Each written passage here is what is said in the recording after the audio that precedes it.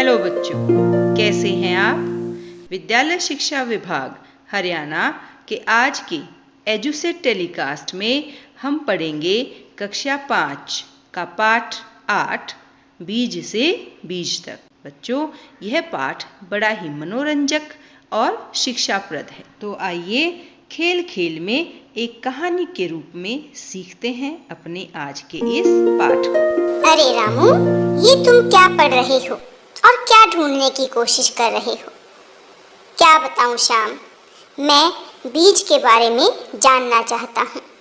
ये कैसे होते हैं, कैसे उगते हैं, और मैं तो जो भी फल सब्जी खाता हूँ उसके अंदर मुझे बीज मिलते हैं। मैं बड़े परेशान हूँ, मैं इनको जानना चाहता हूँ। तो यह कौन सी मुश्किल बात है? तुम चलो मेरे साथ, मैं तुम्हें किसी से मिलवाता हूँ जो तुम्हें इनके बारे में सारी कहानी बताएगा। चलो चलते हैं। कक्षा 5 में जहाँ बूढ़े बरगद दादा बीज से बीज तक की कहानी अपने नन्हे मुन्ने पौधों को सुना रहे हैं। ये बड़ी मज़ेदार कहानी है। तुम भी इस कहानी को देखकर सीख जाओगे किस प्रकार से बीज बनते हैं और इनकी क्या कहानी है। चलो चलते हैं। दादा दादा, हमें बताओ, इतने सारे बीज इन सब्जियों के अंदर कैसे आते हैं और ये क्या होते हैं? बच्चों, बीज तो प्रायः हर फल और सब्जी में होते हैं, जैसे गेहूं, चावल, चना, बाजरा, जीरा या सौंफ। ये सब बीज ही तो हैं। ना केवल सब्जी, अनाज, बल्कि फलों में भी बहुत सारे बीज होते हैं और इन सभी का आकार अलग अलग होता है। और बच्चों, बड़े मज़े की बात यह है कि बहुत सारे फलों में तो अनगिनत बीज होते हैं जिन्हें गिनना बड़ा मुश्किल होता है। क्या आप ऐसा कोई फल सोच सकते हैं? हाँ दादाजी, पपीते का फल देखा है मैंने। उसके अंदर बड़े गोल गोल काले रंग के सुंदर सुंदर बीज होते हैं, लेकिन उनकी संख्या तो बहुत ज्यादा होती है। उन्हें गिनना बड़ा मुश्किल काम है। परंतु दादाजी, मैं सोच रही थी, फल में भी बीज, सब्जी में भी बीज, अनाज में भी बीज, तो क्या बीज में भी कुछ होता है? हाँ, तुम ठीक सोच रही हो बेटा। बीज में भी बहुत कुछ होता है। जैसे आप किसी बीज को जमीन में डालते हो तो बताओ क्या होता है? दादाजी, बीज धीरे धीरे अंकुरित होता है, जिससे नया पौधा निकलता है। हाँ, ठीक कहा तुमने, यह तो मैंने भी देखा है। परंतु दादाजी, यह सब कैसे होता है? शाबाश बच्चों, तुम्हारे अवलोकन की शक्ति तो बहुत बढ़िया है। मैं तुम्हें एक क्रियाकलाप दिखाता हूँ जिससे तुम अच्छे से सीख जाओगे। इस क्रियाकलाप में मैं आपको बीज के अंकुरण की विभिन्न अवस्थाओं को क्रमवार दर्शाना सिखाऊंगा। इन अवस्थाओं से आप सीखेंगे किस प्रकार से जब आप एक बीज को मिट्टी में डालते हैं तो वह धीरे धीरे उगता है। बच्चों, बीज से अंकुर निकलने के लिए बीज को कुछ चीजें आवश्यक रूप से चाहिए होती हैं, जैसे हवा, पानी, मिट्टी और उचित ताप। जब इस प्रकार की परिस्थितियां बीज को मिलती हैं तो बीज से अंकुर निकलकर पहले जमीन की ओर जाते हैं और कुछ दिनों बाद इसमें से प्रांकुर के रूप में एक कोंपल ऊपर की ओर निकलती है, जिससे पौधा बनता है। जैसे आप यहाँ चित्र में देख पा रहे हैं। जो प्रांकुर निकला है, ये धीरे धीरे जो एक कोंपल है ये नीचे अब हम यहाँ इसकी जड़ें दिखा रहे हैं। जैसे जैसे जमीन के ऊपर का जो प्रांकुर है जिससे पौधा बनता है वह बढ़ता है, तो जड़ें भी नीचे की तरफ गति करती हैं और उनकी वृद्धि होती है। यहां हम देख पा रहे हैं कि पौधे की जड़ें विकसित हो रही हैं और ऊपर जो है वो दो कोमल सी पत्तियां विकसित हो रही हैं। जब ये पत्तियां धीरे धीरे उचित वातावरण प्राप्त करती हैं तो पौधा आगे बढ़ता जाता है।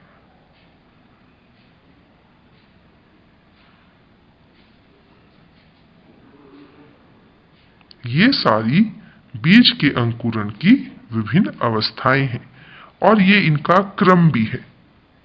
आप भी एक छोटा गमला लेकर के जिसकी तली में छेद हो, उसमें मिट्टी भर के 2-3 बीज डालिए और मिट्टी को गीला करिए।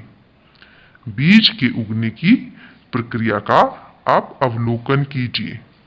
जिस प्रकार से यहां आप चित्र बनाएंगे उसी प्रकार से आपके डाले हुए बीज भी गमले में उगेंगे। चित्र आपको अच्छे से समझ आए इसके लिए इसमें हम रंग भी भरेंगे। शुरुआत में जड़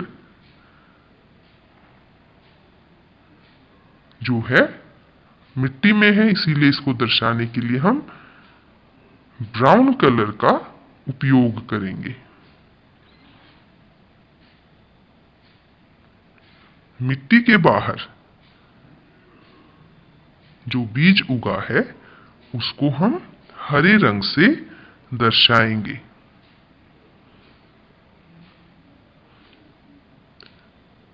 बच्चों, पौधों में पत्तों का रंग हरा क्यों होता है ये हम अपनी अगली कक्षा में पढ़ेंगे।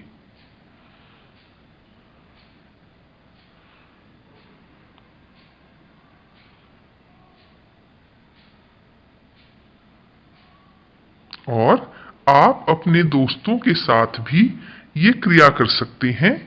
आप और आपका दोस्त या आपके भाई बहन मिलकर के 2 गमलों में बीज डालें और ये देखें किसके बीज सबसे पहले उगे हैं। साथ ही आप यह अवलोकन भी कर सकते हैं कि दोनों में से किसके बीज नहीं उगे। साथ ही मैं आपको बताना चाहूंगा कि जो आप प्रयोग करेंगे या ये क्रियाकलाप करेंगे उस समय कमरे का तापमान या आपके आसपास जहां आपने गमला रखा है वहां का तापमान, वहां की हवा की जो नमी होती है उसके अंतर से भी बीजों के अंकुरण में अंतर हो सकता है। इतना ही नहीं बच्चों, इस विषय पर आप अपने माता पिता से भी जानकारी प्राप्त कर सकते हैं कि पौधों को बढ़ने के लिए क्या क्या आवश्यकताएं होती हैं, जैसे कैसी हवा चाहिए, तापमान कितना हो या मिट्टी कैसी हो और पानी की आवश्यकता कितनी होती है। ये अत्यंत महत्वपूर्ण बातें होती हैं बच्चों। कोई भी पौधा या फसल जब उगाते हैं तो उस पर उसके आसपास के वातावरण का बहुत बड़ा प्रभाव होता है। आप ये भी देखेंगे कि जो बड़े पेड़ हैं उनके आसपास और नीचे जो उनके बीज गिर गए थे उनसे भी कई छोटे छोटे पौधे उग जाते हैं। और जो चित्र हम बना रहे हैं इनमें दिखाई गई अलग अलग अवस्थाएं आप ऐसे किसी बड़े पेड़ के नीचे उगने वाले पौधों में देख सकते हैं। और बच्चों, आप बताएं, किस मौसम में बीज जल्दी से अंकुरित होते हैं या सबसे अधिक मात्रा में अंकुरण होता है? कोई भी बच्चा सोच सकता है। बिल्कुल ठीक सोचा। बरसात का जो मौसम होता है उसमें सबसे अधिक और तीव्रता से पौधे उगते हैं।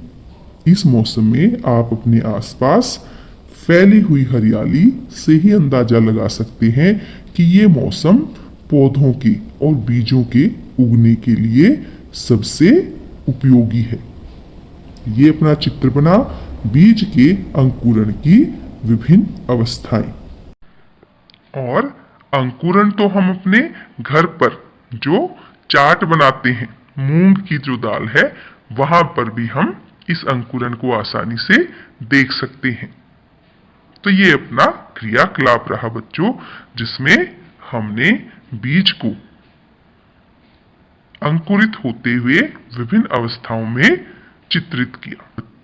बच्चों, अंकुरण के विषय में सबसे जरूरी है किस प्रकार का बीज है। अलग अलग प्रकार के बीज जैसे राजमा, चने, मूंग या मोठ, ये अलग अलग समय लेते हैं अंकुरित होने के लिए। कोई 1 सप्ताह में उग सकता है और किसी को 15 दिन भी लग सकते हैं। तो ये हमने यहाँ एक बीज के अंकुरण की विभिन्न अवस्थाएं चित्रित की। उम्मीद है आप अच्छे से समझ गए होंगे किस प्रकार से बीज अंकुरित होता है।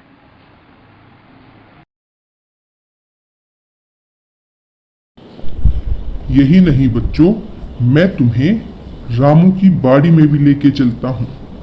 रामू घिया बोने के लिए खेत तैयार करता है और उसमें घिया के कुछ बीज बो देता है। कुछ दिनों के बाद बीजों से छोटे छोटे पौधे निकल आते हैं, उनसे बेलें बनती हैं, फिर उन पर फूल लगते हैं और फूलों से फल अर्थात घिया बनती है। और रामू हर साल कुछ अच्छी घिया खेत में ही छोड़ देता है। पक जाने पर उनके बीज बोने के लिए रख लेता है और इससे बड़ा फायदा होता है क्योंकि इन बीजों से घिया की पैदावार अधिक होती है। दादाजी, तो क्या सभी पौधे बीज से ही उगते हैं? नहीं बेटा, ऐसा बिल्कुल जरूरी नहीं है।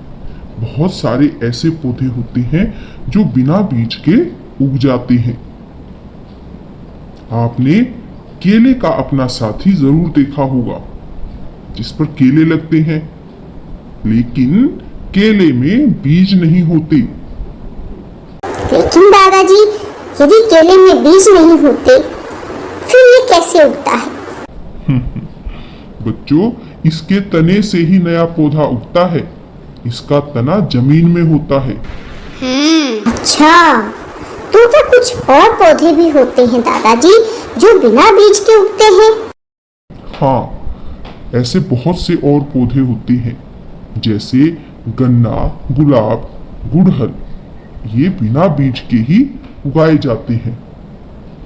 इन पौधों की किसी टहनी को एक खास तरीके से काट कर कलम तैयार करते हैं और कलम को मिट्टी में रोपने के लिए कुछ समय बाद उससे नए पौधे उगाते हैं। अगर आप आलू को मिट्टी में दबा दो तो उससे भी पौधा उगाता है। क्यों दोस्त, आई बात समझ में? हाँ, समझ आई, परंतु अभी भी कुछ प्रश्न हैं। जैसे पौधा कहीं उगता है और उसका बीज कहीं और पहुंच जाता है, ये कैसे होता है? बीज कैसे एक स्थान से दूसरे स्थान तक चले जाते हैं?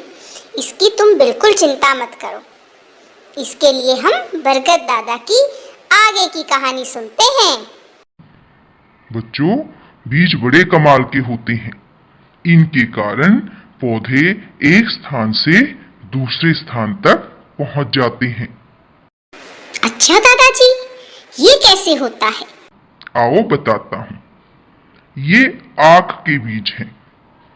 ये बड़े हल्के होते हैं और हल्के होने के कारण ये हवा के साथ उड़कर बहुत दूर तक जा सकते हैं, जिसके कारण जहां ये बीज पहुंचेंगे वहीं पर आक का पौधा उग आएगा।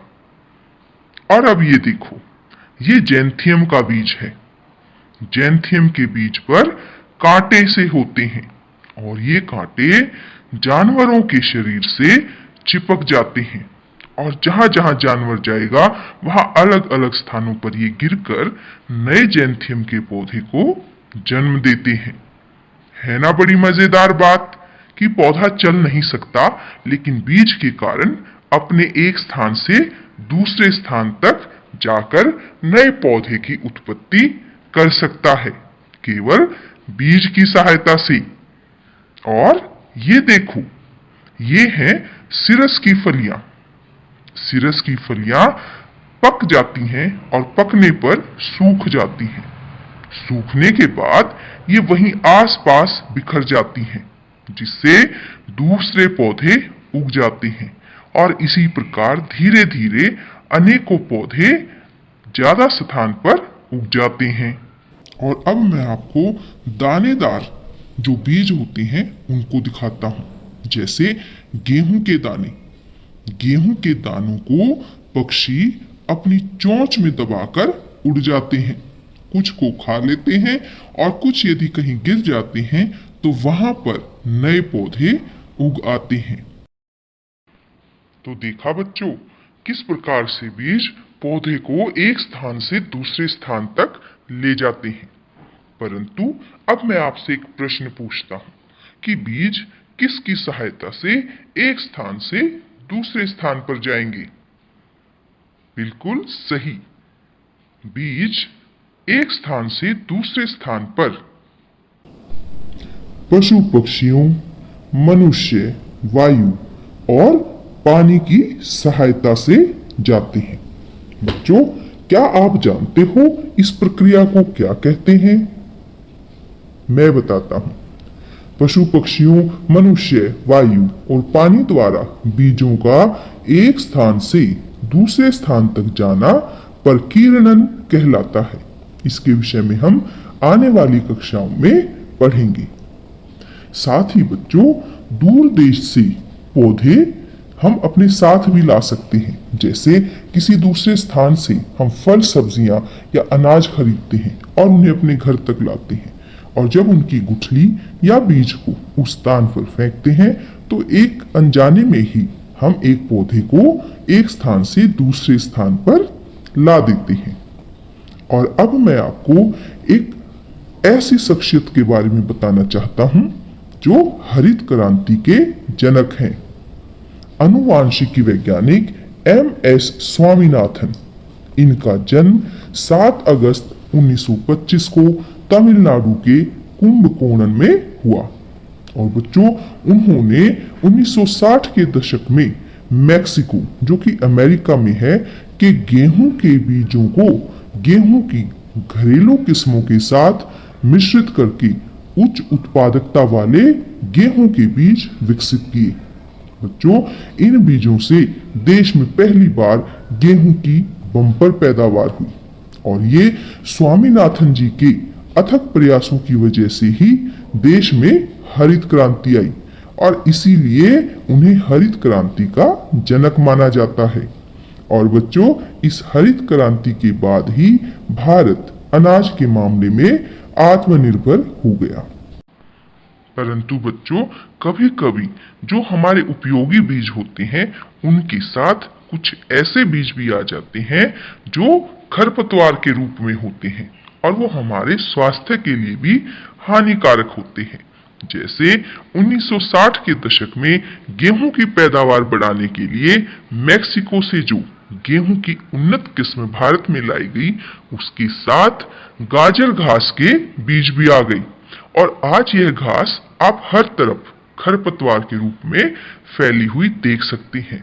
यह हमारे सेहत के लिए बहुत हानिकारक है। वाह दादाजी, फिर तो हमें बीजों के बारे में बहुत सावधान रहना चाहिए। हाँ, ठीक कहा। परंतु दादाजी, एक बात अभी भी मुझे समझ नहीं आती पौधों के इतने अलग अलग प्रकार कैसे होते हैं? कैसे एक स्थान पर पाए जाने वाले पौधे दूसरे स्थान पर पाए जाने वाले पौधों से भिन्न होते हैं? बहुत कमाल की बात कही तुमने। पौधे स्थान, जलवायु और मिट्टी के अनुसार अलग अलग प्रकार के हो सकते हैं। जैसे मैं तुम्हें दिखाता हूं, यह देखो, यह सबसे पहली प्रकार के पौधे हैं। इन्हें देखो, यहाँ मौसम सुहावना होता है और यहाँ उगने वाले पेड़ों की शाखाएं लंबी और पत्तियां घनी होती हैं, जैसा आप चित्र में देख रहे हैं। और यह है दूसरी प्रकार के पौधे। देखा, बर्फ के अनुसार यहाँ ठंड बहुत होती है और यहाँ उगने वाले पेड़ लंबे व शंकु आकार के होते हैं। इनकी पत्तियां सुई जैसी नुकीली और पतली होती है। बताओ तो इसका क्या फायदा होगा? सही कहा, इससे उन्हें बर्फ से राहत मिलेगी। जब बर्फ गिरेगी तो इनकी जो शंकु आकार है उसकी वजह से पत्तियां बर्फ को अपने ऊपर नहीं रोक पाएंगी और बर्फ नीचे गिर जाएगी। साथ ही ये देखो, तीसरा प्रकार, यहाँ दलदल है और यहाँ पाए जाने वाले पेड़ बहुत लंबे हैं। इनके फल ऊंचाई पर लगते हैं और चारों ओर पानी ही पानी है और मौसम सुहावना होता है। इसीलिए ये उसी के अनुसार स्वयं को अनुकूलित कर लेते हैं। और ये आपके सामने एक सबसे अलग प्रकार के पौधे। यहाँ बहुत गर्मी है, चारों तरफ रेत ही रेत है और दूर दूर तक पानी दिखाई नहीं देता। इसलिए पौधों पर पत्तियां कम और कांटे अधिक होते हैं। तो देखा, पौधे भी किस प्रकार से जलवायु के अनुसार स्वयं को अनुकूलित करते हैं। क्यों दोस्त, समझ आया ना? हाँ, यह बहुत मजेदार था और मेरे मन की सभी शंकाएं भी दूर हो गई हैं। तो फिर चलो, जो हमारे साथ साथ इस वीडियो को देख रहे हैं उनको और अच्छे से समझाने के लिए कुछ प्रश्न करते हैं। आप भी हमारे साथ ये प्रश्नोत्तरी करो और अपनी कॉपी में भी लिखना।